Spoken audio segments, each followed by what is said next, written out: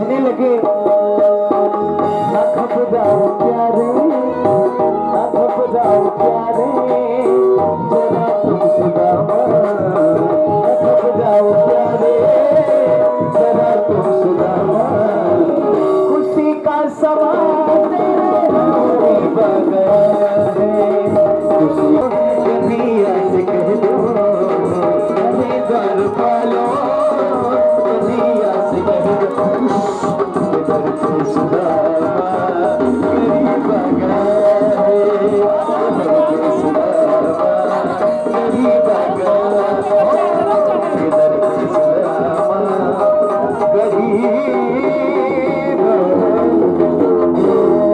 मुझे दीन वत्सल भगवान के। सुखदेव ने कहा राजन कर लो दर्शन, ऐसा दीनानाथ मिलने वाला। इस प्रकार भगवान ने सुदामा को दिव्य स्नान कराया, पैर धोया। रुक्मिणी जब तक परात लाती कि भगवान ने कहा कि सुदामा हाय ऐसे हाल विवाइन को पुन कंटक जाल लगे प्रभु,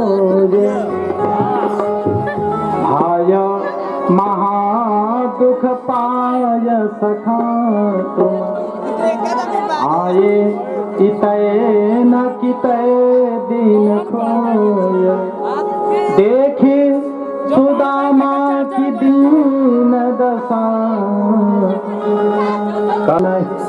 नयनन के जल से पग धोए, नयनन के जल से पग धोए।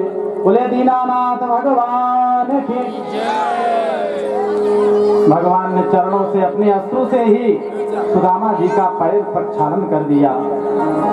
इतना प्रभु रोए, इतना रुदन किए कि सारा सुदामा जी का चरण धुल गया और प्रभु पर कंटक जाल लगे पुनि जोए। सुदामा जी का कांटा निकालने हाथों से निकाल देते और जो पकड़ में नहीं आता तो उसको दांतों से निकालने लगते थे। बोले दीन वत्सल भगवान। इस प्रकार प्रभु ने दिव्य स्नान कराया। जब सारी रानियां घबराई आई, 56 प्रकार का भोजन प्रभु के सामने सुदामा जी के सामने रखा गया।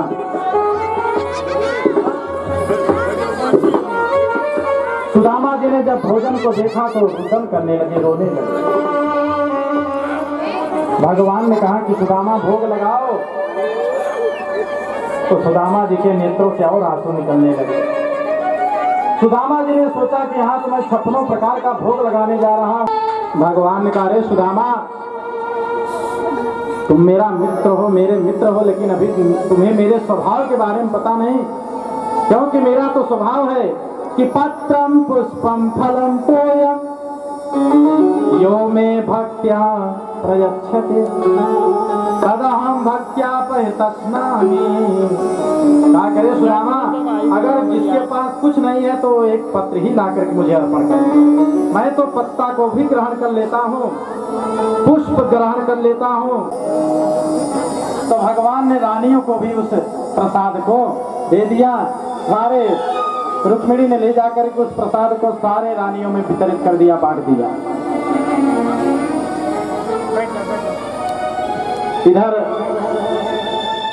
भगवान ने अपने रानियों से कहा रानियों आकर के सुदामा को प्रणाम करो। बोले नारायण भगवान।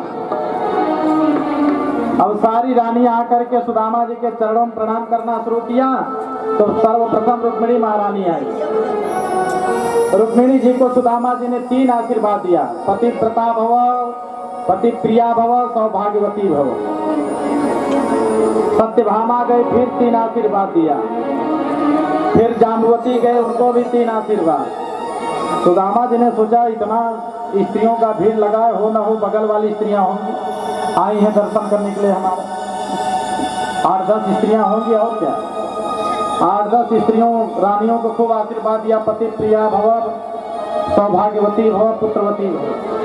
अब जब और संख्या बढ़ने लगी, 40-50 के ऊपर जाने लगी, 100, 150, 400, 500, अब सुदामा जी फिर और जब 1000 के ऊपर जाने लगी संख्या, फिर गला सूखने लगा। फिर कहा भैया सौभाग्यवती भव, सौभाग्यवती भव।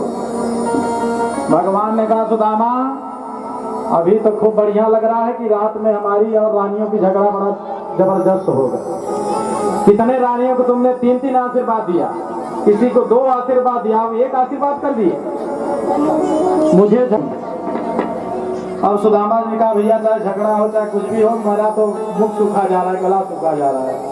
अब सुदामा जो सौभाग्यवती बोल रहे थे, सौभाग्यवती भी गायब करके बोला भाव भाव भाव भाव।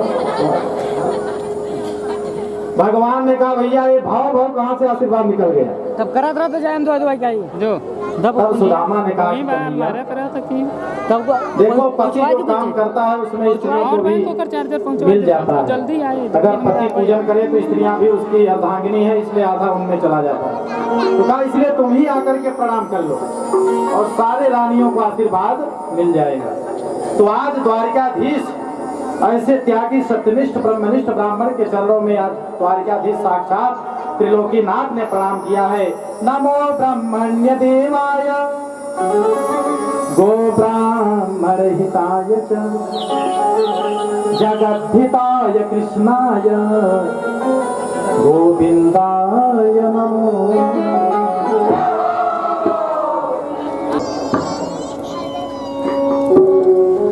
सुदामा जी ने पूछा कन्हैया एक बात बताओ, ये जो इतनी स्त्रियां थी क्या सारी तुम्हारी पत्नियां हैं? कितनी संख्या है तुम्हारी पत्नियों की? कहा महाराज 1 2 नहीं 16,108। कहा 16,108 तुमने विवाह किया और एक भी बारात का निमंत्रण नहीं दिया मुझे? कहा ब्राह्मण देवता निमंत्रण जरूर देता, लेकिन जब दिन तारीख तय होता तब तो निमंत्रण देता। अरे पता चला दिन तारीख तय नहीं, बारात लेकर पहुंच गया मैं और लड़ाई हुई, झगड़ा हुआ, दुल्हन लेकर चला आया। युद्ध करके लड़ाई करके हुआ है और पता चला तुम्हें बारात में बुलाते और युद्ध हो जाता, लड़ाई हो जाती, कोई तुम्हें मार देता तो दोष किसे लगता? तो इसीलिए मैंने तुम्हें निमंत्रण में नहीं बुलाया।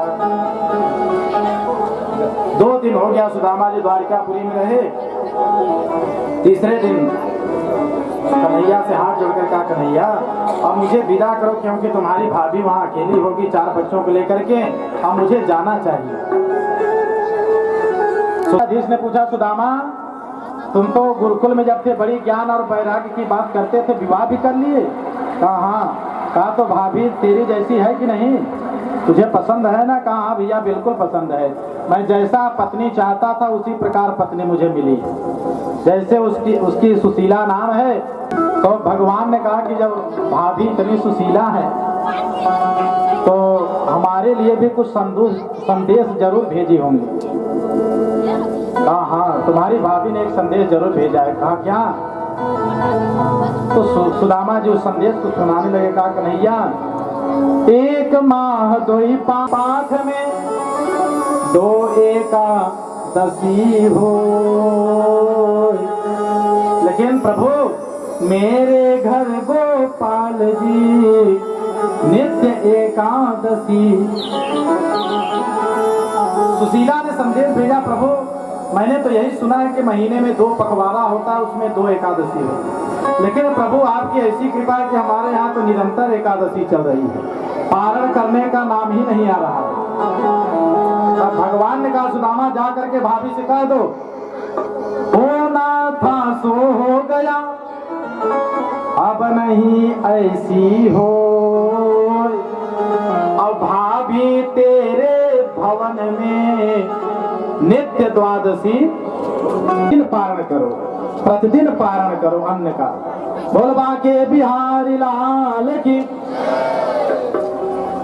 इस प्रकार जो है भगवान ने सुदामा जी को विदा किया और सुदामा जी ना था सो दे दिए और विप्र न जानी बात। प्रभु को जो देना था वो तो दे दिए, लेकिन सुदामा जी को पता नहीं चला। सुदामा जी को विदा करने चले तो आभूषण वस्त्र वगैरह सब पहनाए थे भगवान श्री कृष्ण ने। तो सुदामा जी ने सोचा कि चलो कुछ वस्त्र है, आभूषण है, मड़ियां हैं अब कुछ दिन इसी से काम चलेगा, अब फिर उसके बाद देखा जाएगा।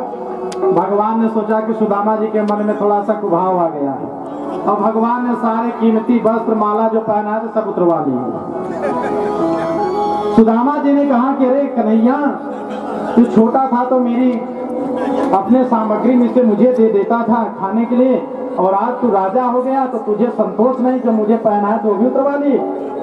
लेकिन जा, तेरी श्रीमंता तुझे मुबारक। और लाल की। और जैसे सुदामा जी पहुंचे सुदामापुरी में, तो देना था सो दे दिए, लेकिन विप्र न जानी। वहां दिव्य सुदामापुरी का निर्माण हो गया। सुशीला ने देखा कि हमारे स्वामी जी आ रहे हैं, दासियों को भेजा कि जा करके बुलाओ। तो दो दासियां दौड़ करके सुदामा जी को पकड़े, हे महाराज इधर आइए, इधर आइए। सुदामा जी ने कहा भैया अब क्या बाकी रह गया? अरे कहा चलिए, रानी साहिबा बुला रही है। सुदामा जी ने कहा कि राजा जी के पास गए तो यरु नारी गई, और रानी जी के पास गए तो प्राण चले जाएंगे। कहा कि अब रानी जी बची हैं, अब रानी जी के पास जाऊंगा तो लगता है मेरा प्राण ही। बोल वृंदावन बिहारी लाल की। इस प्रकार सुखदेव जी ने कहा राजन, प्रभु केवल दीनानाथ कहने के लिए नहीं, वो तो दीनों के भी नाथ हैं, इसलिए उन्हें दीनानाथ कहा जाता है। इधर 7वां दिन हो गया। सुखदेव ने कहा राजन, वही पहेलिया भगवान श्री कृष्ण जब जान गए कि परधाम गमन का समय हो गया, तो चले गए प्रभास क्षेत्र जहाँ सोमनाथ ज्योतिर्लिंग है। वहाँ सभी लोग स्नान किए, स्नान करने के बाद दान किए, और दान करने के बाद मदिरा पान किए। बोले नारायण भगवान। और जैसे ही मदिरा का पान किया तो सब लोग उन्मत्त हो गए। एक दूसरे से गाली गलौज हुआ, झगड़ा हुआ, और लफड़ा आगे बढ़ता चला गया, मारपीट में बदल गया। थोड़े ही क्षणों में वहाँ भयंकर युद्ध हुआ, और वही जो सरकंडा का घास था लेकर के एक दूसरे को मारना शुरू किए, और यदुवंश वही जो है चतुर्पंचावशेषिता, 4-5 लोग ही बचे और सब जय जय सीता। इधर द्वारिकाधीश बलराम जी ने अपने शेष नाग के रूप में समुद्र में समाहित हो गए। भगवान श्री द्वारिकाधीश परधाम गमन की तैयारी के सारे देवता लोग आकर के भगवान के दिव्य स्तुति किया। प्रभु सशंख चक्रम सकिरीट कुंडलम, सशंख चक्रम सकिरीट कुंडलम, सापीत वस्त्रम सरसीरुहेक्षणम, सापीत वस्त्रम सरसीरुहेक्षणम, सहार वक्ष स्थलकौस्तुभस्त्रियम, सहार वक्ष स्थलकौस्तुभस्त्रियम, नामामि विष्णुं शिरसा चतुर्भुजं, नामामि विष्णुं शिरसा चतुर्भुजं। सारे देवता लोग स्तुति के भगवान देखते देखते सारे देवताओं के मध्य में तदित सौदामिनी यथा, जैसे बिजली चमकती उसी प्रकार प्रभु आकाश मंडल में चमके और फिर अंतर ध्यान हो। इधर परीक्षित का भी समय आ गया। तक्षक नाग चला मुनि के श्राप के कारण। भगवान सुखदेव जी ने कथा सुनाया और कहा परीक्षित अब हमारा तुम्हारा मुलाकात गोलोक धाम में हो। बस थोड़े ही क्षणों में कथा पूर्ण हो। परीक्षित को तक्षक नाग ने डसा और परीक्षित का शरीर छूटा, उनकी आत्मा जाकर के गोलोक धाम में पहुंची। इधर सुखदेव महाराज को अपने धाम पहुंचे। सौनकाद ऋषि सूर्य ऋषियों को प्रणाम करके अपने अपने कुटिया में पहुंचे। आइए आज हम लोग भी इस पावन घुंघटी ग्राम में गंगा जी के पावन तट पर विजय शंकर, रमा शंकर, सभा शंकर, हाँ जितने भी शंकर हैं सभी शंकर ही लोग हैं ना। बोलिए नारायण भगवान। विजय शंकर, रमा शंकर, सभा शंकर और शिव शंकर। वाह भाई, माने शंकर में भी शिव और शिव में शंकर। तो आप लोगों के दिव्य माध्यम से, आप लोगों के पूर्वजों की कृपा से और भगवान की महती कृपा से आज कथा का 7वां दिवस हो गया। और बड़े सौभाग्य की बात है कि भगवान की कृपा से निर्विघ्नता पूर्वक आज हम लोग इस कथा को पूर्णाहुति की तरफ ले जा रहे हैं। और सभी श्रोता बंधु जितने भी यहाँ उपस्थित हैं, श्रोता बंधु, माताएं, बहनें, सब लोगों ने अपना अमूल्य समय दे करके, अपने काम काज सबको छोड़ करके, परिवार को छोड़ करके इस कथा में आकर के अपना अमूल्य समय दान दिया, कथा को श्रवण किया।